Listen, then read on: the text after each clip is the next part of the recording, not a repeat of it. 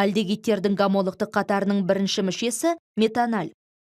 30-40% сулы ерітінді күйінде биологиялық үлгілерді сақтау үшін қолданылады.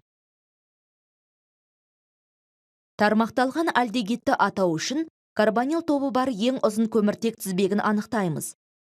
Осы тізбекке сәйкес келетін алкан атауын жазып, оған аль жұрнағын қосамыз.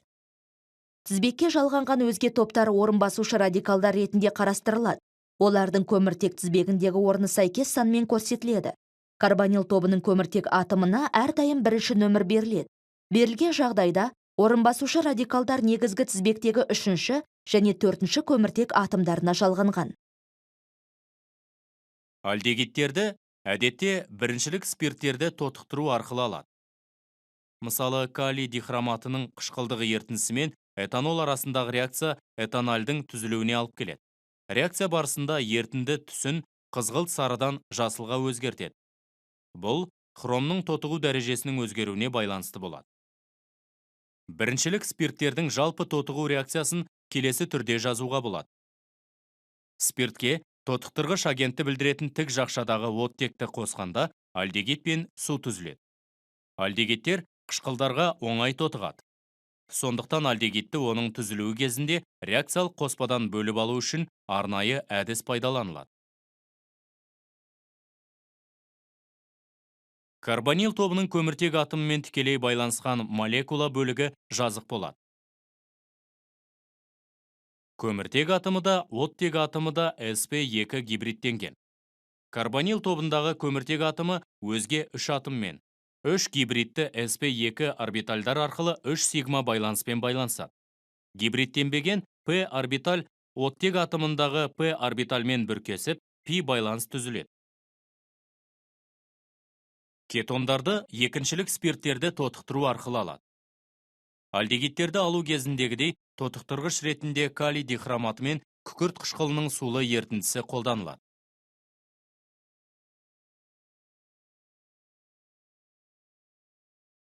Егер альдегид тобы циклға жалғанған болса, ол орын басушы радикал ретінде қарастырылады да, оның циклға жалғанғандығы карбальдегид жұрнағымен көрсетіледі.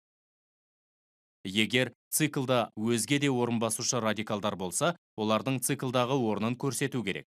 Циклды түзетін көміртек атомдары альдегид тобы жалғанған көміртек атомынан бастап нөмірленеді.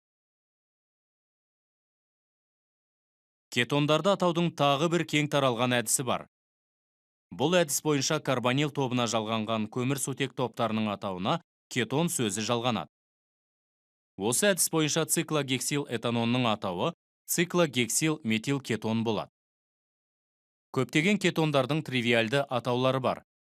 Олардың кейбірі халықаралық теориялық және қолданбалы химия одағы IUPAC-пен қабылданған.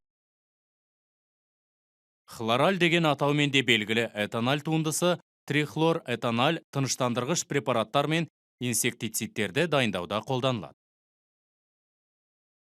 Тармақталған көміртек тізбегі бар кетон молекуласы жағдайында алдымен карбонил тобы бар ең ұзын көміртек тізбегін анықтау керек.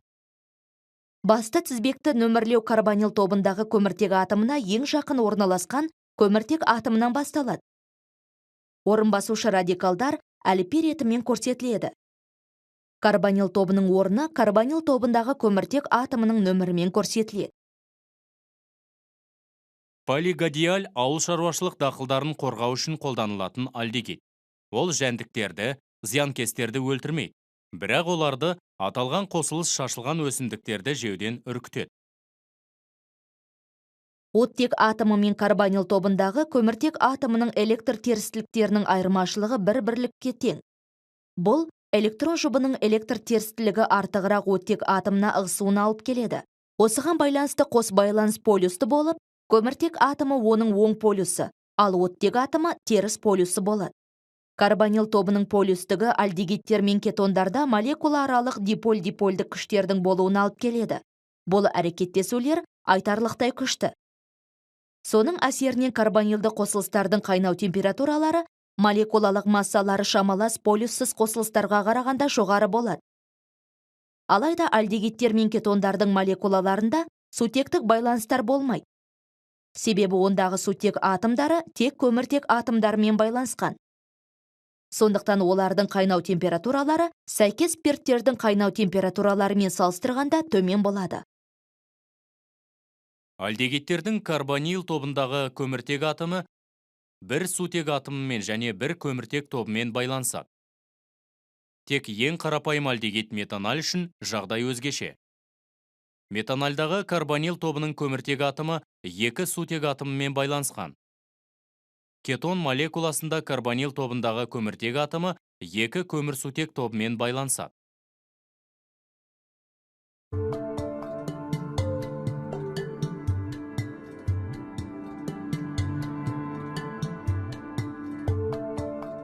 Бутаналь мен циан сутек арасындағы реакцияны бақылап көрейік. Бірінші сатыда циан гидрин түзіледі.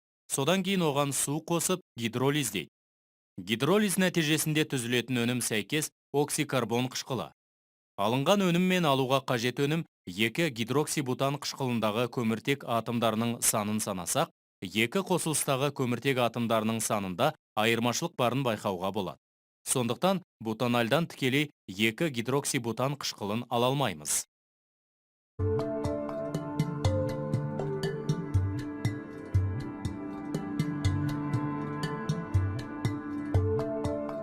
Циангидриндердің түзілу реакциясы нуклеофилді қосылу реакциясының мысалына жатады. Мұндағы нуклеофил электрондарға бай цианид ион. Ол карбонил тобының көміртек атомына қосылған кезде пи электрондар жұбы оттек атомына өтіп, ол теріс зарядталады. Содан кейін сутек ионы қосылып, циангидрин түзіледі. Алкандар қосылу реакциясына түспейді. Сондықтан олар циан сутекпен әрекеттеспейді. Екі гидроксибутан қышқылы мынадай болады. Гидролизге дейін қазір карбоксил тобы орналасқан орында цианид ион болатын. Егер осы молекуладан циан сутек қышқылының молекуласын алып тастаса, пропаналь молекуласы түзілуші еді.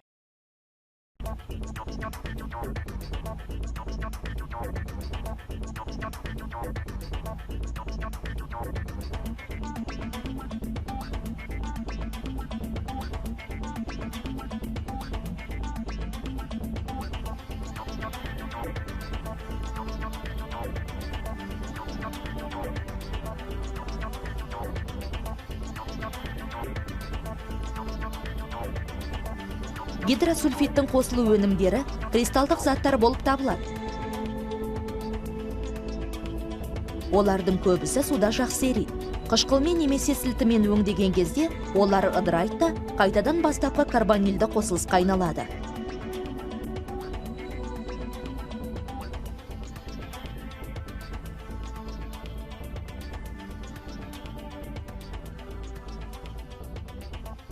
Жоғары температурада альдегидтер мен кетондар металл катализатор, никель немесе палладий қатысында сутекпен тотықсызданады. Алайда бұл реакция берілген қосылыстағы барлық еселі байланыстардың гидрленуіне әкеледі. Мысалы, никель қатысында пропенальдың сутекпен тотықсыздануы нәтижесінде қаныққан спирт пропанол бір түзіледі. Осыған байланысты карбонилді қосылыстардың тотықсыздануы көбінесе натрий тетрагидробараты және литий тетрагидроалюминаты сияқты комплексті бейорганикалық гидридтердің көмегімен жүзеге асады. Аталған гидриттер қос және үш еселі байланыстарға әсер етпей, тек карбонил тобын тотықсыздандырады. Сөйтіп пропеналь литий тетрагидроалюминатымен тотықсызданғанда қанықпаған спирт пропенол түзіледі. Карбонилді қосылыстардың натрий тетрагидробаратымен әрекеттесуі де осыған ұқсас жолмен жүреді. Карбонил тобындағы көміртек атомында электрон жұбының электр терістілігі жоғарырақ оттек атомына қарай ығысуына байланысты аздаған электрон жетіспеушілігі туындайды. Бұл оны электронға бай нуклеофилді реагенттер немесе нуклеофилдердің шабуылына сезімтал етеді. Нуклеофил карбонилдік көміртек атомына электрондарының көмегімен шабуыл жасап, химиялық байланыс түзеді. Карбонил тобындағы оттек пен көміртек атомдарының арасындағы қос байланыс жойылады. Себебі оттек атомы өзіне пи электрондар жұбын қосып алып, теріс зарядқа ие болады. Реакциялық қоспада сутек катионы бар болса, оларды карбонил тобының оттек атомы өзіне қосып алып, электрлік бейтарап өнім түзеді. Реакция нуклеофилді қосып алу процесінен тұрғандықтан, ол нуклеофилді қосылу реакциясы деп аталады. Органикалық қосылыстардың көптеген түрін нуклеофилді қосылу реакциялары арқылы алуға болады. Литий тетрагидроалюминаты сутек ядросының айналасында электрон жұбы бар гидрид анион бөледі. Бұл ион теріс зарядқа ие болғандықтан нуклеофилді қасиетке ие және карбонил тобындағы көміртек атомына қосылады. Алынған құрылым оттек атомында теріс заряды бар анион болып табылады. Судың қатысында бұл анион өзіне сутек катион қосып алып, спирт молекуласын түзеді. Натрий тетрагидробораты да осыған ұқсас әрекеттеседі. Бутанон 2-нің тотықсыздануы карбонил тобының тотықсыздануымен жүреді. Тотықсызданғаннан кейін көміртек атомы гидроксил тобымен байланысады. Осылайша бутанол 2 өнімі түзіледі. 2 метил пентанальдың тотықсыздануы карбонил тобының тотықсыздануымен жүреді. Тотықсызданғаннан кейін көміртек атомы гидроксил тобымен байланысады. Осылайша 2 метил пентанол бір өнімі түзіледі. Альдегидтер карбон қышқылдарына оңай тотығады, ал кетондар көптеген тотықтырғыштардың әсеріне төзімді келеді. Бұл альдегидтер мен кетондардың құрылымындағы айырмашылыққа байланысты. Кетондардың ерекшелігі альдегидтерде карбонил тобымен байланысқан сутек атомы болады. Тотығу процесі кезінде бұл байланыс үзіледі.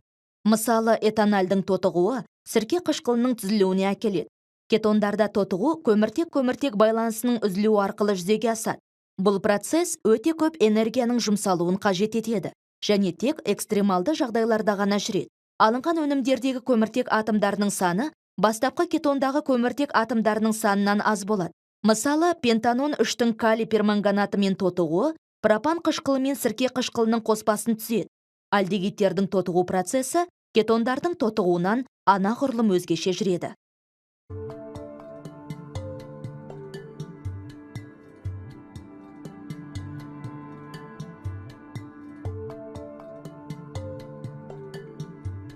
Альдегидтер калий перманганатымен сәйкес қышқылдарға дейін тотығады. Реакция барысында перманганат иондардың күлгін түсі жойылады да марганец 4 оксидінің қою қоңыр түсті тұнбасы түзіледі.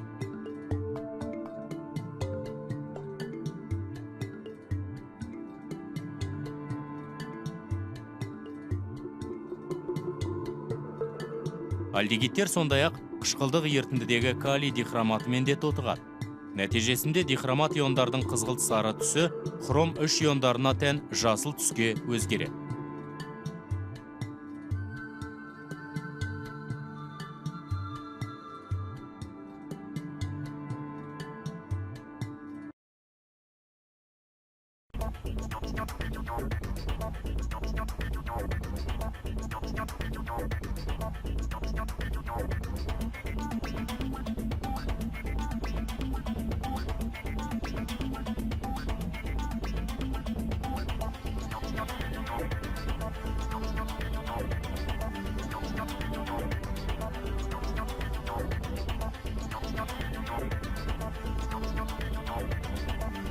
Альдегидтер фелинг реактивімен де тотығады.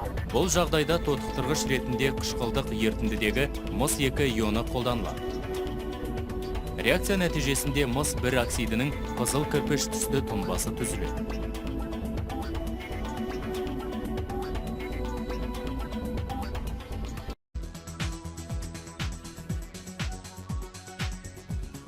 Альдегидтер аммиак пен натрий гидроксидінің ерітіндісіндегі күміс катиондары сияқты жұмсақ тотықтырғыштармен де әрекеттеседі.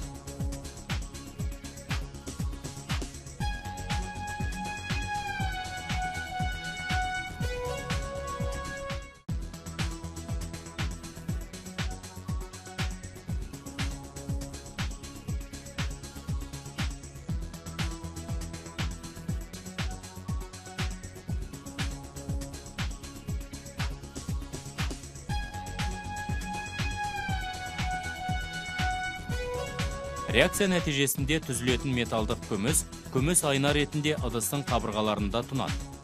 Бұл реакция Толенс реакциясы немесе күміс айна реакциясы деген атпен белгілі. Кетондар мұндай өзгеріске ұшырамайды.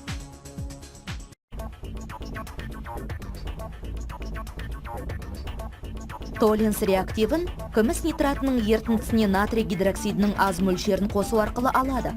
Нәтижесінде күміс оксидінің қара тұнбасы түзіледі.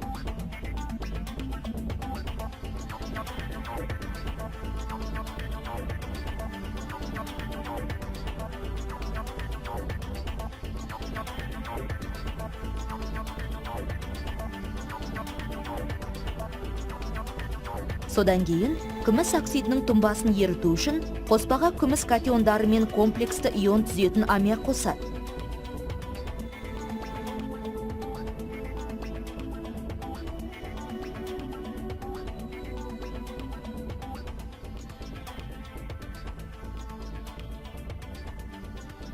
Толлинс реактивімен жүретін реакцияны айналар және жаңа жылдық күміс шарлар өндірісінде кеңінен қолданады.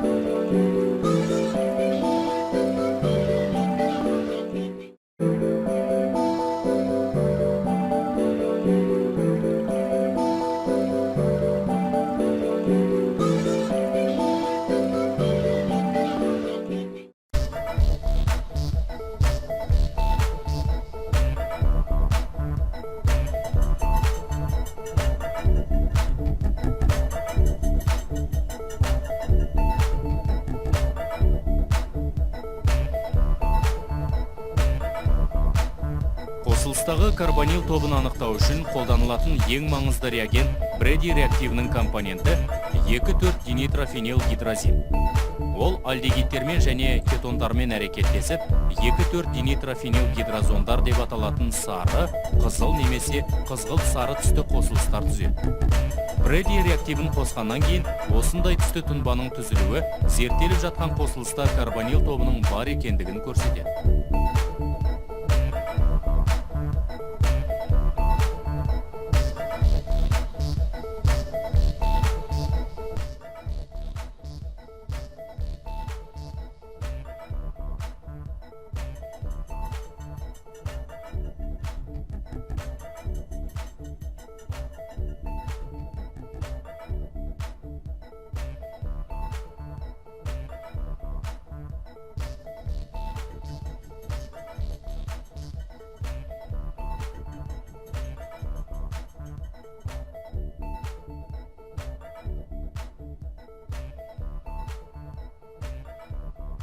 Иодоформмен реакция карбонилдік көміртек атомына тікелей байланысқан метил тобы бар кетондарға тән.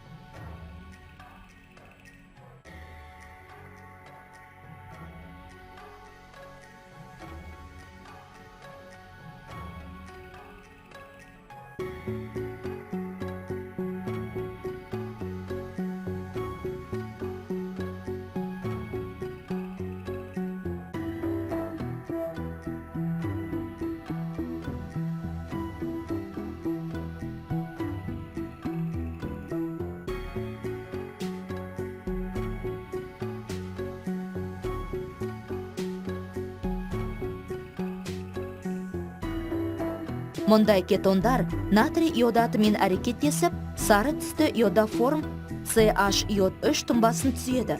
Бұл көп сатылы реакция. Сутек атомдарының орнын иод атомдары басқан соң, карбонилдік көміртек атоммен байланыс үзіледі. Көрсетілген құрылымға ие спирттер де осындай жолмен әрекеттеседі. Себебі олар натрий иодаты мен метил кетондарға дейін тотығады.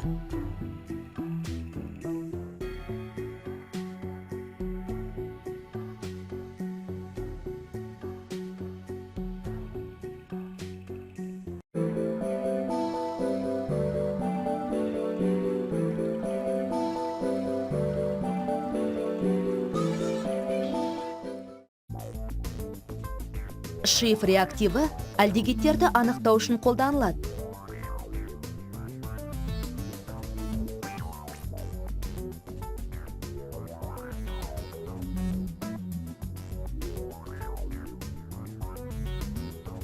Альдегидтердің қатысында бастапқыда түссіз болатын шиф реактиві күлгін түске боялады.